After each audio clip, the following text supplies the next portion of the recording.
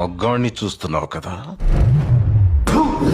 మగాడా ఎవడు పడితే ఆడు మగాడు అనుకోవడం కదా. ఇంటి పేరు కాదు, ఊరు పేరు కాదు, బై బర్త్ బ్లడ్ లో ఉండాలా కొడక.